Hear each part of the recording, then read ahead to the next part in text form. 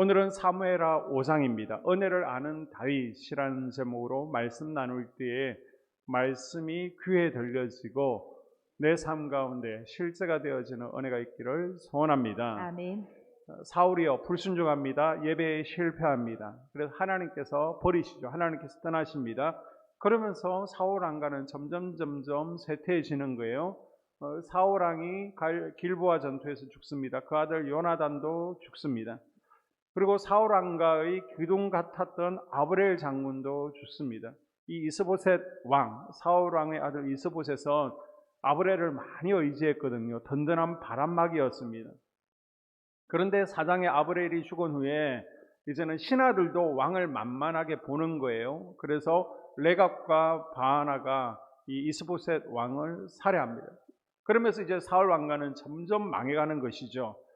자, 다윗을 대적했던 사울 왕가가 쇠퇴하는 방면, 다윗 왕가는요 점점 강성해지고 있습니다. 한쪽이 망해야 한쪽이 드러나는 겁니다. 비슷하면요 갈등이 일어나게 되는 거예요. 한쪽이 완전히 망하니까 드디어 다윗의 왕국이 드러나고 자리를 잡게 됩니다. 아멘. 여러분 교회도 마찬가지고요. 내 속에 하나님 나라도 마찬가지입니다. 가나안 7 족속이 자리 잡고 있으면 하나님 나라가 잘 드러나지 않는 거예요. 가나안 7 족속의 왕국이 무너져야 하나님 나라가 내 속에서 완전히 드러나게 됩니다. 아멘. 그리고 더 강성하고 부강하게 되는 것이죠. 아멘. 자, 다윗 왕가가 점점 강성해진 모습이 성경에 여러 가지로 나타나고 있습니다. 먼저 다윗은요 통일 왕국의 왕으로 드디어 추대받게 되죠. 자, 숫자를 한번 보여주세요. 30, 37, 40, 70. 이게 무엇을 의미할까요? 무슨 숫자 같아요? 로또 번호가 아닙니다. 다윗은 30살에 유다 왕이 되었습니다. 37살에 통일 왕국의 왕이 되죠. 그리고 40년간 왕으로서 통치하게 되고 70에 하나님 곁으로 가게 됩니다. 다윗은요 15살 때쯤 왕으로 기름 부음을 받습니다. 그런데 상황은요 현실은 점점 그 예언과 기름 부으심과는 다르게 흘러가는 거예요. 정반대로 왕의 길과 반대 길을 걸어갑니다. 안 죽으면 감사한 거예요. 계속해서 사울이 잡아 죽이려고 하죠. 그래서 15년 이상을 광야에서 도망다니며 지냅니다. 블레셋에서도 죽을 뻔했고요. 아말렉한테도 가족들을 다 잃을 뻔했습니다. 그런데 어찌하다가 하나님의 도우심으로 나이 30에 헤브론에서 왕이 되어서 7년 반 정도 다스리게 됩니다. 다윗이요 마음 먹고 이스라엘의 왕이 되려고 했으면 얼마든지 이스보셋에게 전쟁을 걸고 할 수도 있습니다. 그런데 가만히 있는 거예요. 이스보셋이 죽고 나서도 언론 정복하고 왕이 될 수도 있지만 때를 기다리고 있습니다. 이 이스보셋과 틀어진 아브넬이 다윗을 통일왕국의 왕으로 세우려고 했는데 요압이 다 된 밥에 재를 뿌렸었죠. 자, 그리고 나서 5장에 보게 되면 12지파 장로들이 다 나와서 당신이 왕이 되어야 됩니다. 통일왕국의 왕이 되어 주십시오라고 추대합니다. 그리고 군사들 35만 명가량이 나와서 당신이 왕이 되셔야 됩니다라고 합니다. 자, 다윗을 왕으로 추대할 때 말한 내용이 무엇입니까? 자, 1절을 읽습니다. 이스라엘 모든 지파가 헤브론에 이르러 다윗에게 나와 이르되 보소서 우리는 왕의 한 골육이니이다. 아멘. 왕의 한 골육이나이다. 이 말이 무엇을 의미합니까? 원 의미는 한 피, 한 살, 친척이라는 의미죠. 그러면 다윗의 친척들, 유다 지파만 다윗에게 나왔습니까? 아니죠. 자, 신명기 17장 15절에 보게 되면 왕의 조건이 나와 있습니다. 읽어보면 반드시 내 하나님 여호와께서 택하신 자를 내 위에 왕으로 세울 것이며 내 위에 왕을 세우려면 내 형제 중에서 한 사람을 할 것이요 내 형제 아닌 타국인을 내 위에 세우지 말 것이며. 아멘. 아멘. 자, 하나님께서 왕으로 세울 수 있는 자격을 말씀하셨습니다. 그게 뭐예요? 하나님께서 택하신 자라야 왕이 될 수 있습니다. 하나님께서 아멘. 기름 부으셔야 됩니다. 또 한 가지는 뭐예요? 이방인은 되지 않는 거예요. 이방인 말고 이스라엘 동족 중에서 세우라는 것입니다. 다윗은요 이방인이 아니죠. 우리의 고륙 형제이기 때문에 이스라엘 전체의 왕이 될 수 있다는 다윗성을 지금 이스라엘 12지파 장로들이 나와서 설명하고 있습니다. 자, 그리고 2절에 보게 되면요. 전에 곧 사울과 우리의 왕이 되었을 때에도 이스라엘을 거느려 출입하게 하신 분은 왕이시었고. 아멘. 아멘. 자, 이 전시 상황에서 사울이 아니라 다윗이 이스라엘 군대를 거느리고 전쟁터에 출전했기 때문에 왕이 되어야 된다는 것입니다. 전쟁이 있으면요, 왕이 진두지휘하고 전쟁을 이끌어가야 됩니다. 그런데 사울은 두려움에 떨고 있었죠. 어린 다윗을 떠밀죠. 그리고 사울은 귀신 들려서 전쟁에는 관심이 없습니다. 죽이는 일에만 관심이 있어요. 대신 다윗이 암몬과 블레셋과 전쟁을 하게 됩니다. 누가 쳐들어오든 왕이 하던 일을 지금 다윗이 전부 대신 감당하고 있습니다.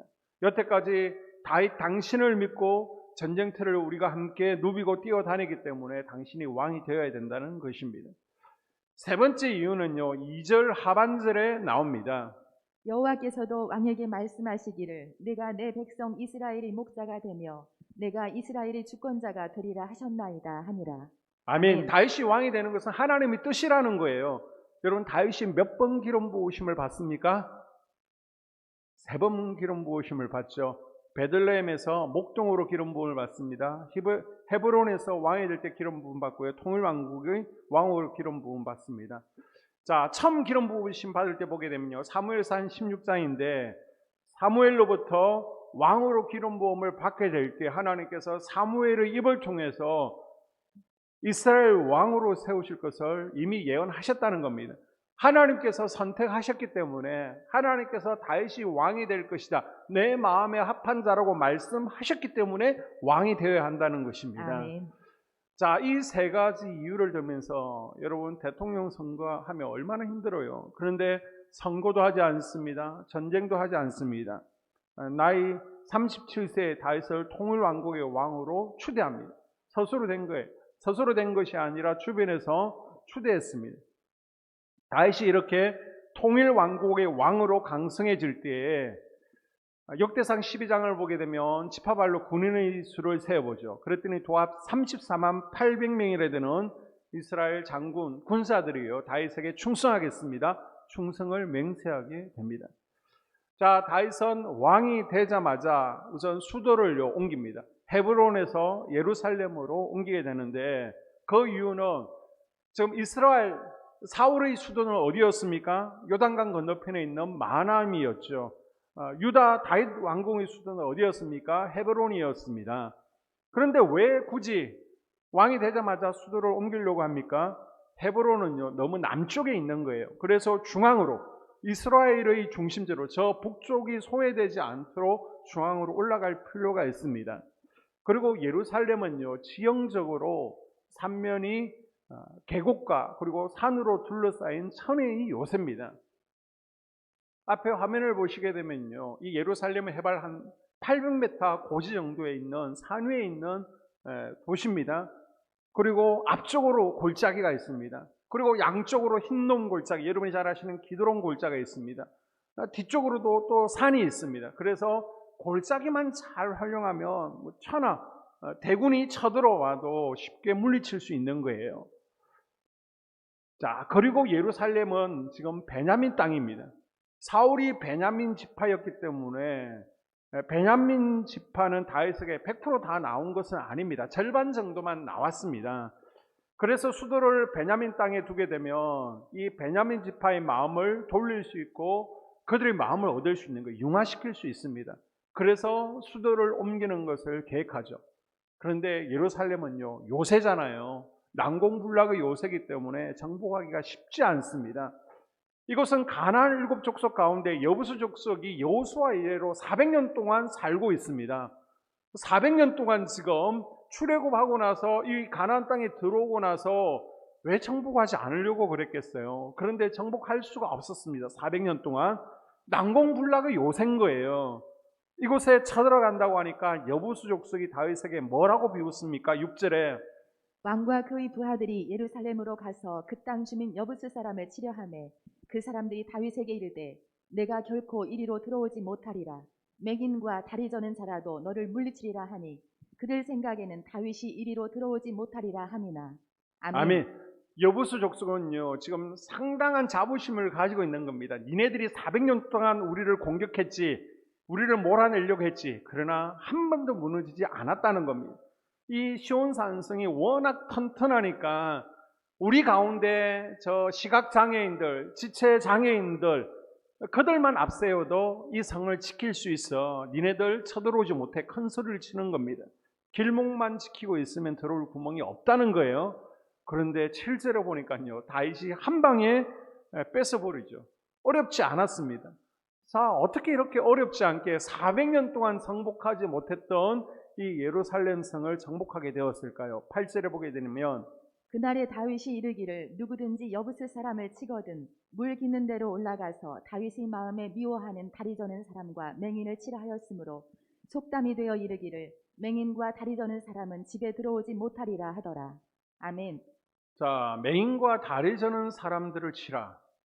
이것을 해석할 때 어떤 주석가들은 실제로 다윗의 군대를 너무 비웃기 위해서 야, 정식 군대 나갈 필요 없어. 그냥 비리비리한 이들 성문 앞에 세워놨다는 거예요. 장애인들을 성문 앞에 세우고 그들을 쳤다라는 해석도 있고요. 어떤 주석가들은 여부수 사람 전체를 맹인과 다리 저는 자로 비유를 했다라고 합니다.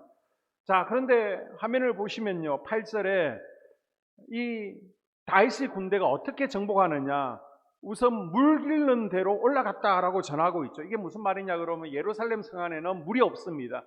성 밖에 기온샘이 있는데요, 이 기온샘 물을 성내로 끌어서 써야 되는 거예요. 식수로 써야 되는데, 그래서 기온샘을 몰래 덮고 보이지 않게 그 아래 수로를 파는 겁니다. 수로를 파서 지금은 상수도관이 되겠죠. 그래서 성내에 한 동굴 같은 게 있습니다. 그곳에 들어가게 되면 우물이 있는데 그 우물 15m 아래가 기온샘 물이 들어오는 상수로가 연결되어 있는 것입니다. 그런데 요압의 용사들이에요, 이 상수도관을 기어 들어가서 15m 우물로 올라가서 성문을 열어 제낀 거예요. 그리고 마침내 400년 만에 여부수 족속을 정복을 하게 됩니다.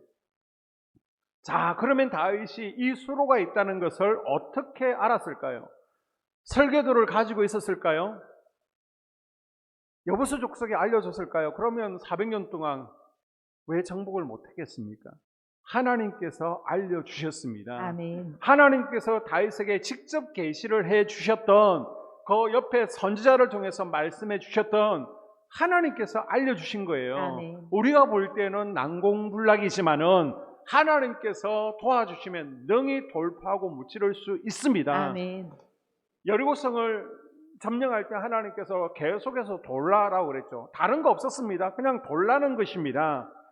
아이성은요, 복병을 숨기라는 전술을 그때그때 주셨습니다. 아멘. 우리에게도요, 그때그때 다르게 말씀하세요. 때로는 회개하라, 예배의 자리를 지켜라, 기도하라, 믿음 흔들리지 말고 인내하고 기다리면 돼. 아멘. 하나님께서 주시는 전술이 있습니다. 아멘. 이 전술로 우리 앞을 가로막고 있는, 우리를 결박하고 있는 가나안 7 족속을 돌파하고 아멘. 정복하는 은혜가 있기를 주의 이름으로 축복합니다. 아멘. 자, 그리고 8절에 보게 되면요, 맹인과 다리 저는 사람은 집에 들어오지 못하리라. 예루살렘 성내로 못 들어오게 이제는 막는 겁니다. 다윗이 맹인과 다리 저는 자들을 예루살렘 성에 못 들어오게 합니다. 그 이유로. 그런데 예외가 있습니다. 누구예요? 요나단의 아들 머비보셋입니다. 자, 9장 3절에 보게 되면요, 요나단의 아들 머비보셋이 이제 사울과 요나단이 죽을 때 급히 데리고 도망가면서 떨어뜨려서 두 다리를 절게 되죠. 그런데 사울 집안의 모든 재산을 다윗이 몰수하지 않았습니다. 그리고 머비보셋에게 도로 주게 되죠. 그리고 왕의 상에서 먹게 합니다. 왕의 대접을 받게 합니다. 이 머비보셋은 사울 왕가의 혈육입니다. 사울 왕가가 다윗을 계속해서 죽이려고 했잖아요. 그래서 마땅히 죽어야 됩니다. 지금 왕이 바뀐 거예요. 정권이 바뀌면 삼족을 멸하는 것이 그 시대의 관습입니다. 그런데 다윗은 자비와 긍휼로 모비보셋을 왕의 상에 앉힙니다. 아멘. 이것이 바로 구원의 은혜라는 거예요. 아멘. 여러분, 이 모비보셋을 보면 죽어야, 마땅히 죽어야 될 내 모습이 떠오르지 않습니까? 그런데 하나님의 자비로 살게 되었죠. 아멘. 우리는 예루살렘에 들어갈 자격이 없어요. 그런데 하나님께서 우리를 자녀 삼으시고 새 예루살렘 성에 들어오게 해주셨습니다. 아멘. 예수님과 함께 왕노릇하게 하는 은혜를 주셨습니다. 아멘. 할렐루야. 아멘. 다윗은 두로왕 히람의 도움으로 이제 왕궁을 건설하게 됩니다. 다윗이 지금 왕궁을 지어달라고 한 것도 아닙니다. 그런데 집을 지어주겠다는 거예요.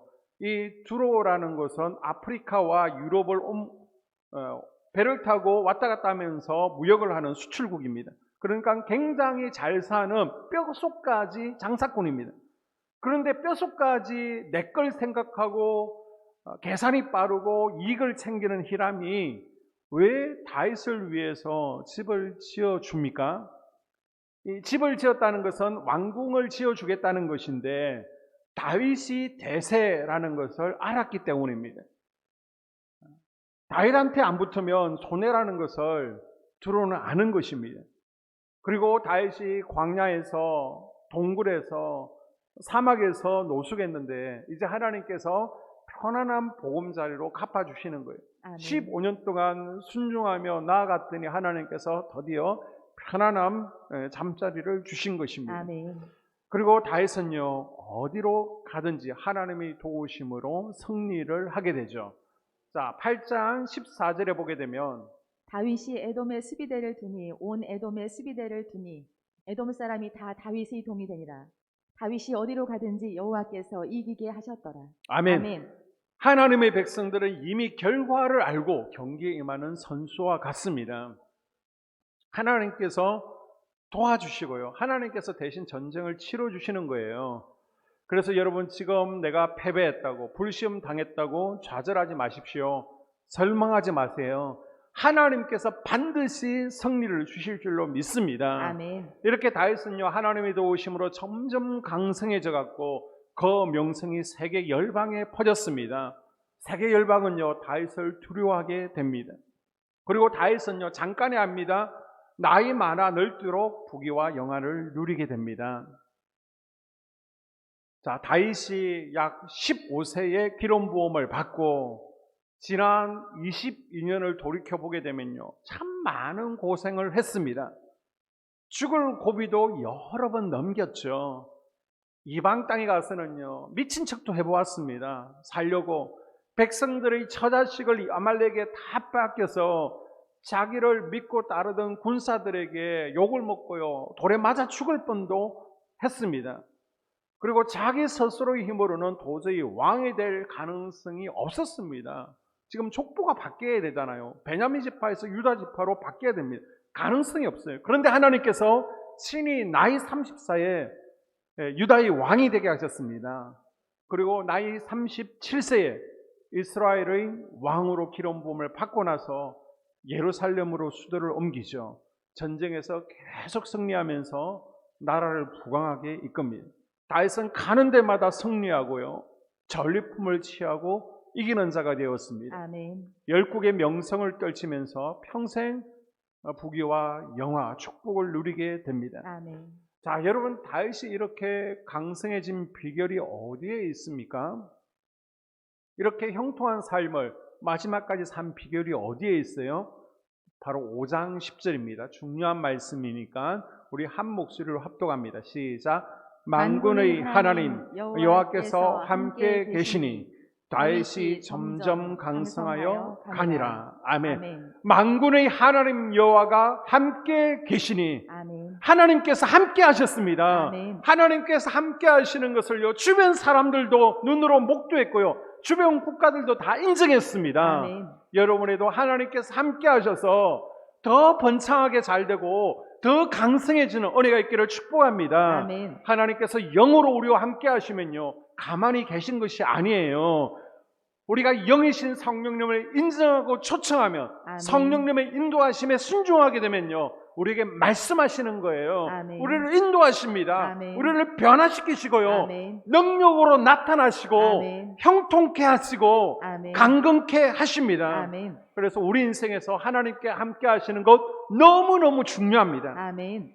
여러분, 엘리 대제사장의 아들 홈리와 비나하스에게는 하나님께서 함께하지 않았죠. 그랬더니 비록 대제사장의 아들이라고 할지라도 하나님께서 함께하시지 않을 때 법궤를 가지고 전쟁에 나가도 전쟁에서 패하고 결국은 비참한 죽임을 당하게 됩니다.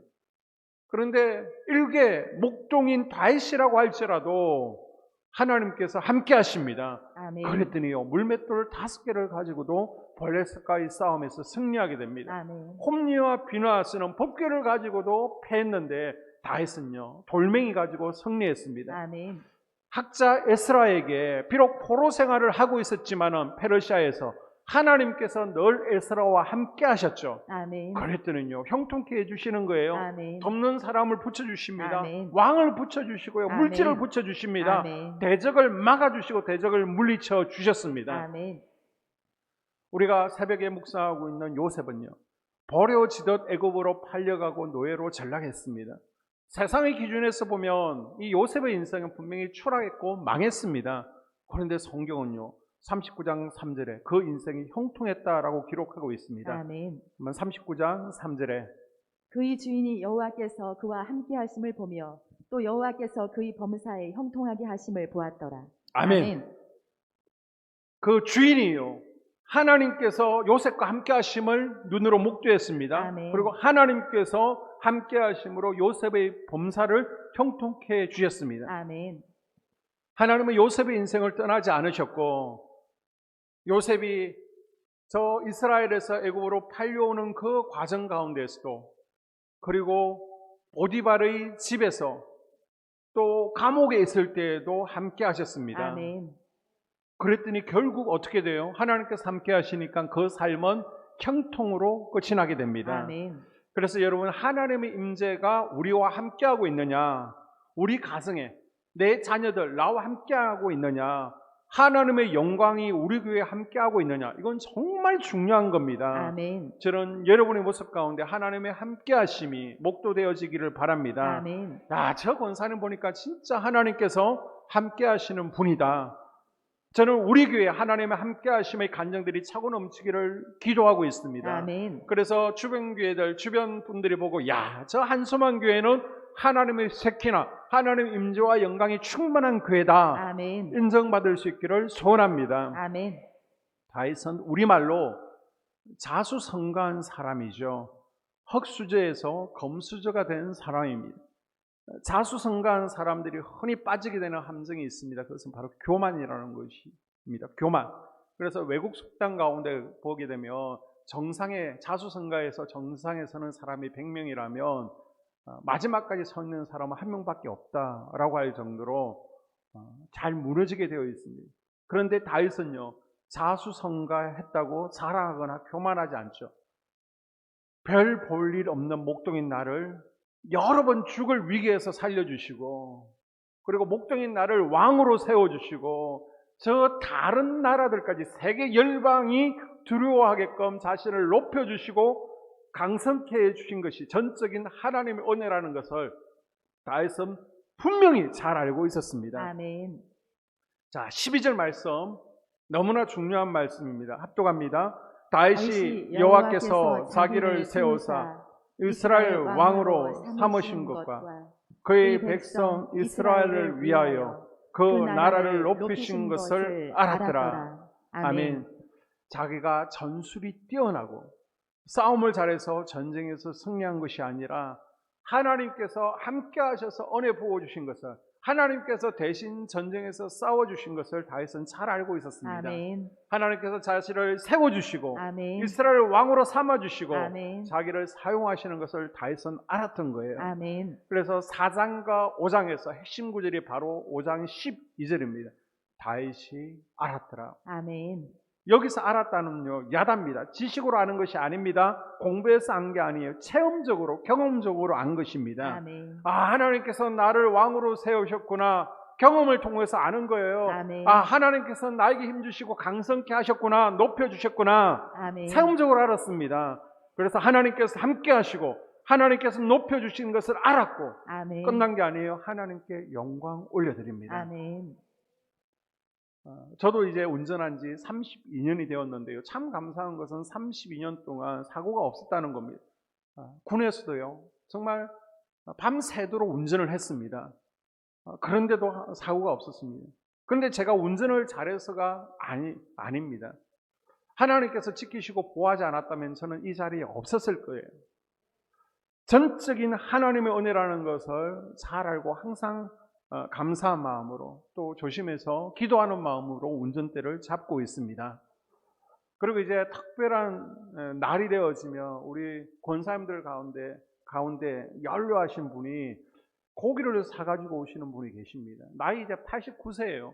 거동하기도 힘드신데 어디 고기가 맛있는지를 아시고요. 버스 타고 가셔서 나이 89세에 고기를 사가지고 이거 목사님 드세요. 가지고 옵니다. 이 고기를 놓고요. 기도하면 눈물이 납니다. 이 고기가 아니라 정말 사랑이고 피다라는 마음을 먹습니다. 그리고 아이들에게 꼭 말하죠. 너희들이 이 귀한 고기를 먹을 수 있는 것은 목회자의 자녀이기 때문이다. 이 권사님도 사실 1년에 한 번 이 고기를 드시겠느냐. 그런데 당신은 못 드시면서 자녀들이 용돈 준 거 아끼고 모아가지고 주의 종이기 때문에 지금 섬기는 것이다. 그래서 너희들 주의 종의 자녀라는 것을 정말 감사하며 살아가야 된다라고 말합니다. 몇 년 전에 육군 대장 박찬주 대장이 공광병을 갑질한 사건이 또 나라를 시끄럽게 한 적이 있었죠. 여러분 기도와 말씀이 전무하기 때문에 뉴스를 안 보시니까 잘 모를 텐데 이 박찬주 대장은요 군서열 넘버 3였습니다. 합참의장 그리고 국방부 장관 그 다음 높은 분이었습니다. 이분이 이제 관심을 받았던 것은 교회 장로님이기 때문이죠. 뿐만 아니라 여러 곳에 교회 기독교 단체에 간증을 많이 다니셨어요. 아주 신실한 기독교인으로 잘 알려져 있었습니다. 그래서 다들 저런 분이 국방부 장관 합참의장을 해야 된다 기대를 품고 있었죠. 목회자들도. 그런데 그 아내 권사가 사고를 친 거예요. 여러분 이 장로님 남편을 높여주신 분이 누구예요? 하나님이잖아요. 그럼 하나님께 감사하고 늘 겸손해야죠. 그저 기도의 손을 높이 들고 뒤에서 후원하고 그러면 얼마나 좋습니까? 근데 이제 높은 장군들은 관사를 주고요. 그 관사에 우리로 얘기하면 비서들, 공관병들을 주어서 뒷바라지를 하게 하는데요. 이제 20대 초반의 자식 같은 아들들이 있으면 함께 재밌게 생활할 수도 있잖아요. 생활 가운데 말과 행동으로 예수님을 전할 수 있습니다. 그게 바로 전도라는 거예요. 그런데 내가 높다고, 내가 별이라고, 높아진 줄 알고 옛날 어렸던 시절 생각 못하고 그냥 갑질하고 아들 같은 병사들에게 막 혈기 분노 쏟아내니까요. 하나님께서 가만히 보시다가 안 되겠다 그냥 불어버리신 겁니다. 그래서 여러분 잘 되면 잘 될수록 하나님께서 은혜 베풀어 주시는구나. 아멘. 우리는 감사하고요. 더 겸손해져야 되는 것입니다. 아멘. 혹시 여러분의 가족들 가운데 아파서 병원에 누워있는 가족이 있습니까? 그리고 내가 지금 아파서 이 병원 저 병원을 찾아다니는데 병원에서 글쎄요 원인을 모르겠습니다 라고 하는 분이 있습니까? 집에 지금 양식이 떨어져서 먹을 게 없는 분이 있습니까? 그럴지라도 하나님의 은혜다 감사할 수 있기를 바랍니다. 아멘. 하박국이요 나는 비록 소출이 없을지라도 지금 농사 열매가 없을지라도 하나님이 함께 하시면 감사할 수 있다라고 고백했습니다. 아멘. 그리고 지금의 자리 여러분 평안한 가정에 행복이 있습니까? 따박따박 월급 나오는 직장이 있습니까? 이것이 내가 이룬 것처럼 보이고 또 지금 누리며 사는 모든 것이 사실은 하나님께서 하신 일이라는 것을 다윗처럼 아는 지혜가 있기를 축복합니다. 아멘. 우리는 지금 내가 누리는 것들 평안, 건강, 행복 너무 당연한 줄 알아요. 내 힘으로 우리 가정이 이만큼 살고 있고 지금 평안한 것이고 내가 강성해졌다라고 생각하는 것은 이건 불행 중에 불행입니다. 이건 불행이에요.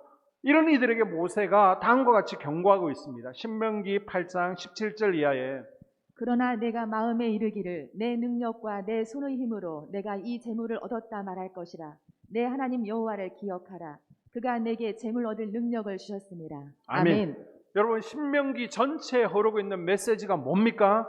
과거에 베푸신 하나님의 은혜를 잊어버리지 말라는 거예요. 아멘. 지금 너네들이 축복을 누리고 있느냐, 형통하냐? 그건 네 능력, 네 힘이 아니라 다 하나님께서 주신 것임을 기억하고 너무 자고하지 말라는 겁니다. 아멘. 그래서 이스라엘은 7번의 중요한 절기를 꼭 지키잖아요. 이 절기의 목적이 무엇입니까? 과거 하나님께서 베푸신 은혜를 기억하라는 것입니다. 아멘. 뭐 예를 들어 보게 되면 6월절은 뭘 기억하라는 거예요? 출애굽의 은혜. 니네들이 애굽에서 죽겠다라고 그럴 때 내가 구해준 것을 기억하고 감사하는 절기입니다. 아멘. 초막절은 뭐예요? 40년간 텐트 생활을 했잖아요. 그 가운데서도 지키시고 보호해 주시고 먹을 것을 공급해 주시고 신발이 헤어지지 않게 한 것을 감사하는 절기입니다. 아멘. 맥추절은 뭐예요? 맥추절은 전반기 농사, 이들은 전반기 가을부터요 이제는 농사 짓습니다. 초막절이 끝나고 나면 이제 밀농사, 보리농사를 짓는 거예요. 그래서 이 농사 수확을 다 거두고 나서 추수케 하신 하나님의 은혜를 감사하는 감사의 절기입니다. 아멘. 그러면서 이 맥추절에 신명기 16장 12절에 보게 되면 너는 애굽에서 종되었던 것을 기억하고, 그래서 맥추절은요 두 단어가 중요합니다. 한번 따라 볼까요? 기억과 감사. 기억과 감사. 맥추절의 중요한 의미는요 과거를 잊지 말라는 거예요. 아멘. 과거를 기억하라는 거예요. 아멘. 은혜를 기억하라는 것입니다. 아멘. 그리고 기억했으면 이제 알았으면 뭐 하라는 거예요? 감사하라는 겁니다. 감사하라는 거. 아멘. 우리 7월 초추는 맥추 감사주일입니다. 아니 농사도 짓지 않는 이 시대에게 나에게 무슨 맥추 감사주일인가? 여러분 이것은 농사의 문제가 아닙니다.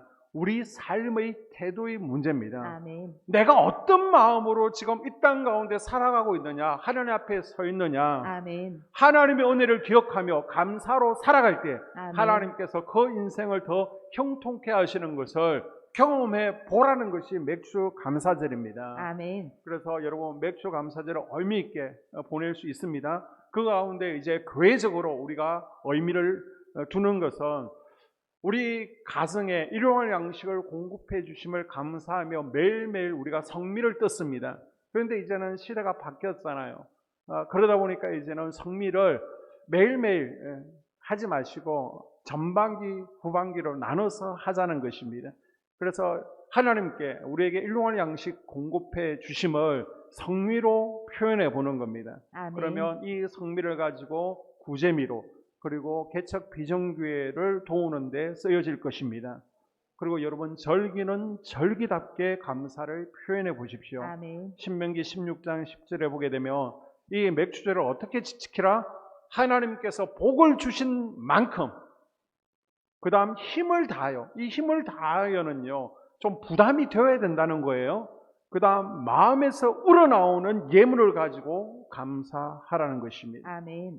이번 맥추 감사주일이 하나님께서 기뻐 연락하시고 다윗과 같이 또 감사하는 마음으로 드려지는 지키는 맥추 감사절이 될 수 있기를 바랍니다. 아멘. 결론입니다. 지금 내가 하고 있는 일이 다 잘 풀리고 막 승승장구하고 자녀들도 건강하고 말도 잘 듣고 평안하십니까?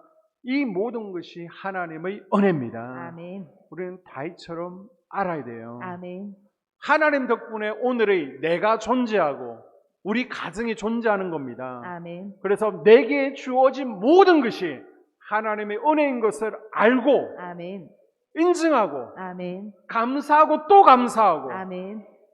겸손할 수 있기를 주의 이름으로 축복합니다. 아멘. 기도하겠습니다. 하나님, 우리는 머비보셋 같은 죽어야 될 인생